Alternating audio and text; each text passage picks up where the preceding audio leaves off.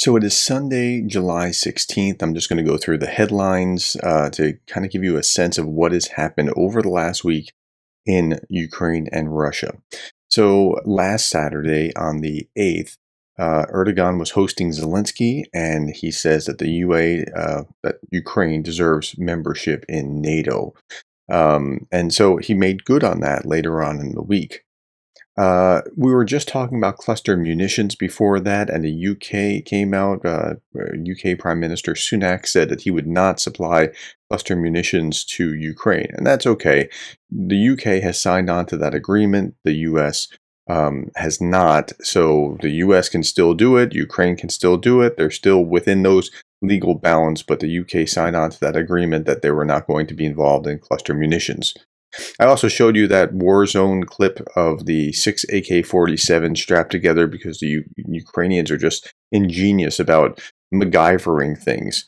Last Saturday, the Pentagon said that Russian victory would be worse than cluster bomb deaths. Now, cluster bomb deaths aren't fun.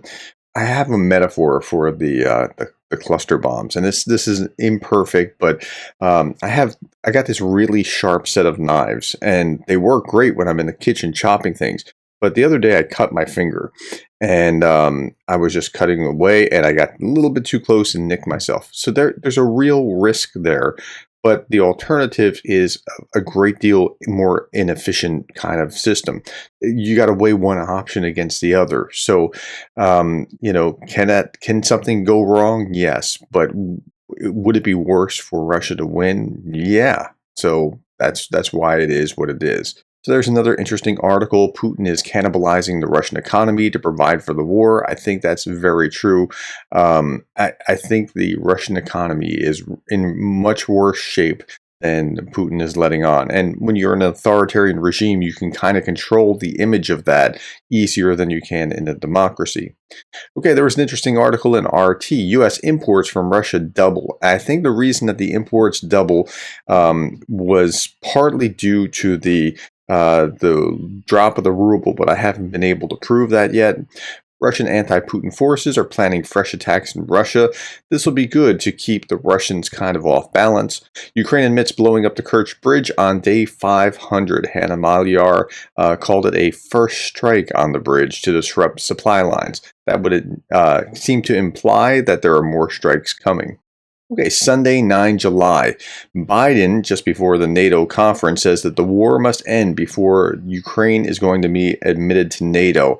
That was kind of a bit of a blow, and it gets a little bit worse, but part of what gets worse are the optics for Zelensky.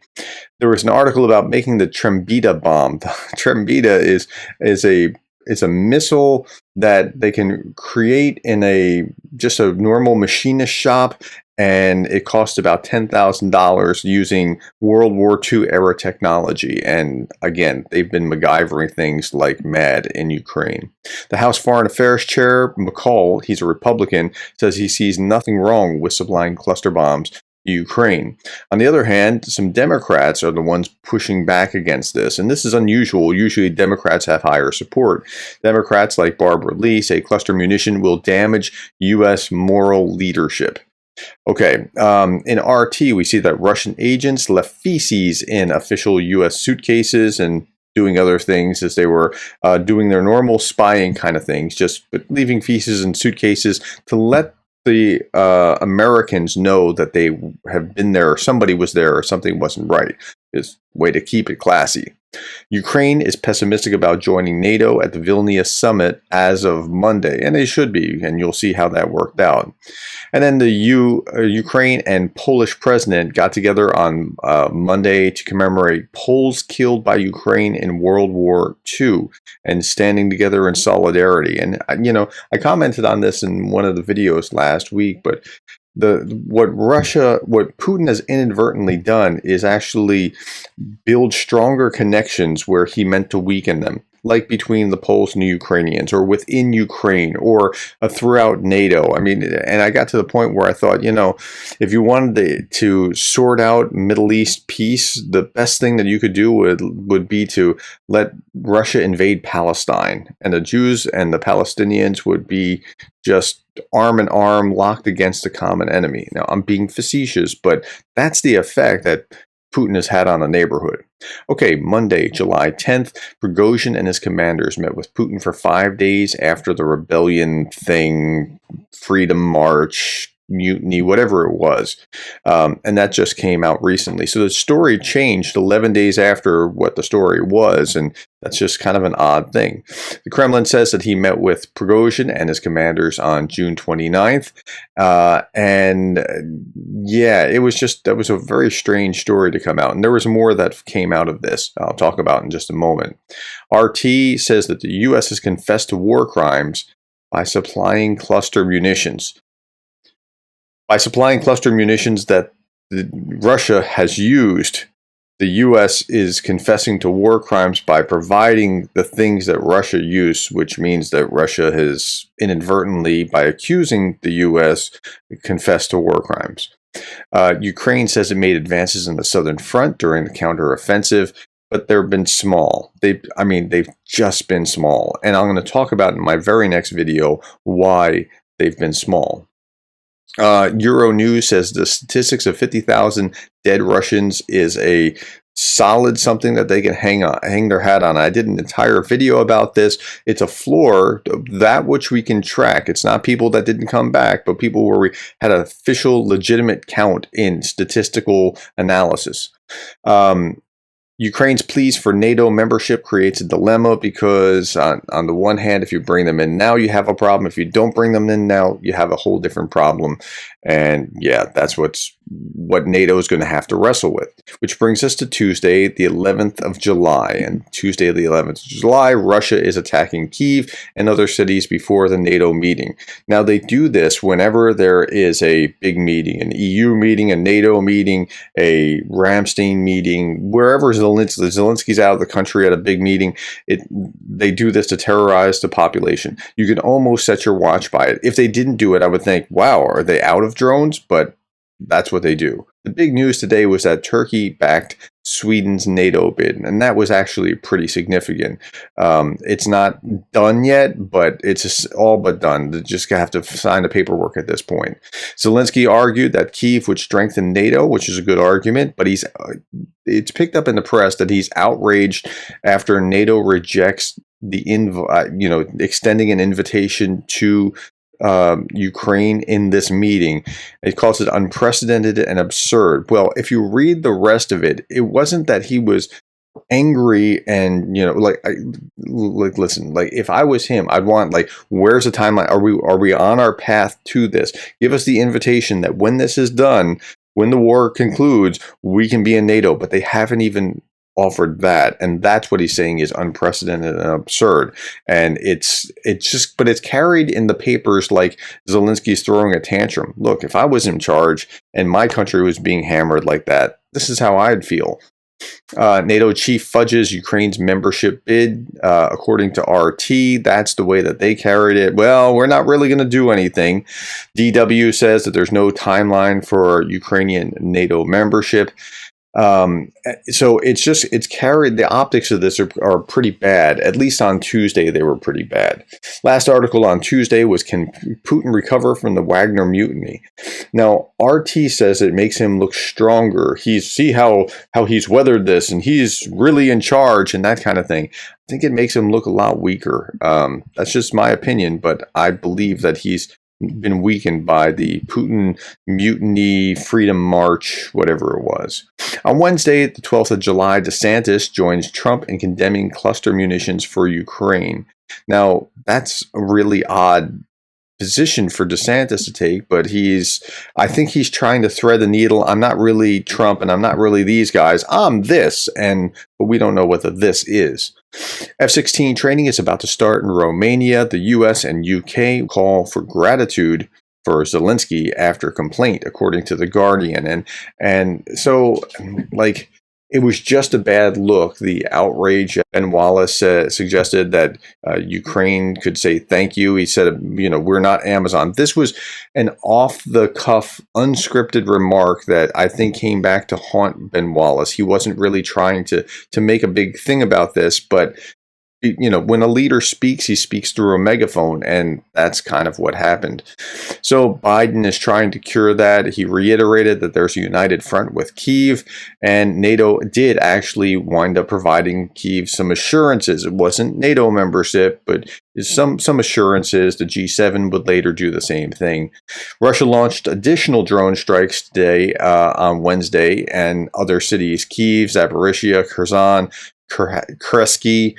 There's a number of places where they hit with drones just to reinforce that they can. There was a gaffe where Biden confused Volodymyr with Vladimir and said, quote, Russia could end this war tomorrow by withdrawing its forces from Ukraine and recognizing its international borders and ceasing its attacks, its inhumane attacks on Russia. I mean, Russia on Ukraine. And he corrected himself, but yeah, it just wasn't a good look. Mercifully, I saw that one in Fox News rather than in RT because it infuriates me when I see it in RT. Russia, there's an article about Russia sending soldiers to fight high on amphetamines. Okay, I mean, militaries have done that, used speed or some kind of drugs to prop people up for a lot of time. So there was not a lot to see there. One article that was very important, though, and I'm going to talk about this in my next video, Russian schools are preparing for mobilization. Kids in 10th grade, 11th, and 12th are now learning basic military things, and that's telling me that Russia's not done, and Russia's trying to groom the next generation for a longer war. Thursday, 13 July, Russia targets Kyiv for a third day in a row with drone strikes. They're just again, it's what they normally do. NATO sent mixed messages about when Ukraine will join. But right now, it looks like Russia has a new Maginot Line. Again, next video, I'm going to talk about this. It's just that the counteroffensive is kind of stalled, and there's a reason for it, and I'll point all of that out. Cluster munitions have arrived in Ukraine. And the big story today was that there was a general remove for criticism of the Russian Ministry of Defense. Now, that's really, really interesting. And I read a number of articles, and I even did a video about this, of why, like the counteroffensive is not going well. I'm going to talk about that. But here's what's going well in the counteroffensive. And like there's this dysfunction within the Russian Ministry of Defense that's just, it's hurting Russia.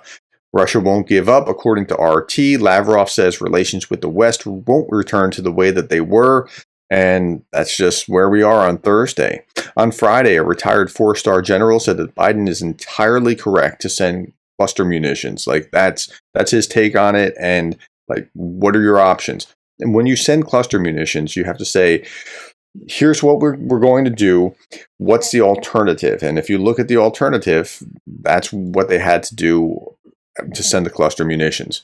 Russia hacking group is targeting Ukrainian soldiers' phones. So they're talking about situational and operational awareness.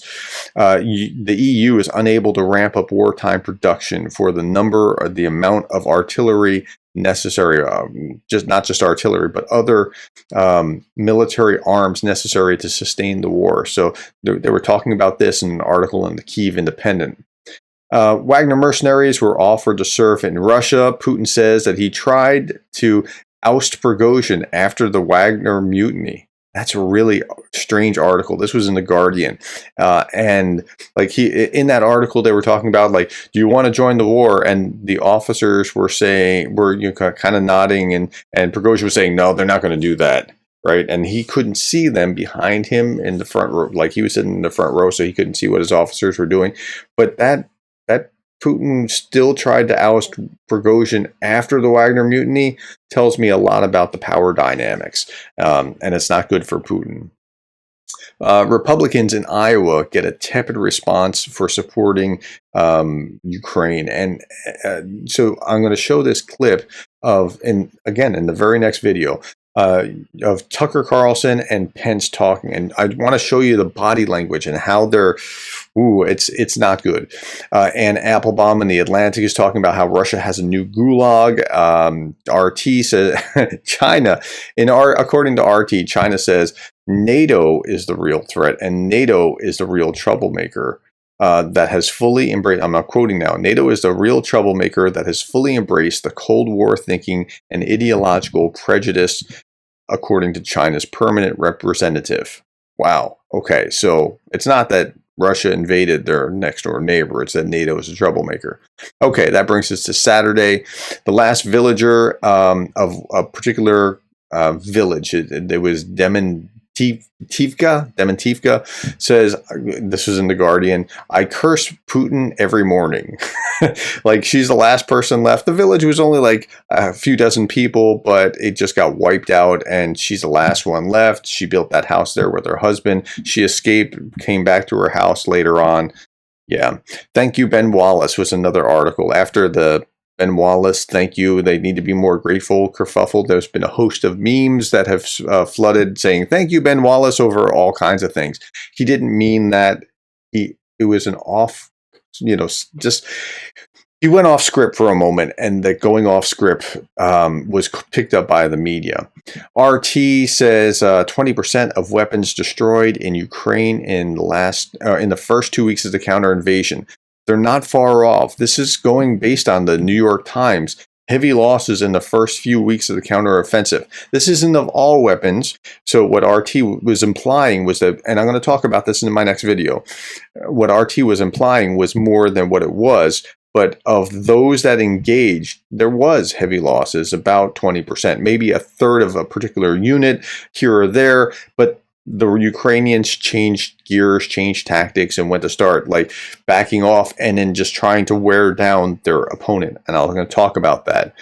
Ben Wallace is not going to seek another term. And that's really too bad, because he's really been a great support of Ukraine, but for that little slip. Russian soldiers who will not fight are placed in a pit as punishment. That's kind of a weird torture, but that's what they do to kind of incentivize them to go to the front. Boris Johnson is still out there beating the drums. Say what you will about Boris Johnson, but he's been full-throatedly supporting Ukraine from day one. Give Ukraine NATO membership as soon as possible, he's out there saying. Euromax says that the U.S. is close to a decision on ATACMS. We don't know when that's going to happen. Hopefully this week. Wagner mercenaries are now training the Belarusian army. So this is the first thing that made sense about Wagner, is that if Lukashenko is brokering this deal, that, okay, at least he's getting the Belarusian army up to snuff, because they weren't before. And then finally, the last one, and I don't know how accurate this is, but it's a fun one to end on. It's from a website called Deadline, which is not a normal website that I would draw from, but Russian state TV was hacked and millions were told in Ukrainian, the hour of reckoning has come. Well, okay. They hacked the Russian TV once before, or Russian radio before, with what looked like a message from Putin that really wasn't. Okay. That's the news for the week. Look forward to my next video. I'm going to talk about what's really going on in the counteroffensive. Thank you for your time. Thank you for caring about Ukraine.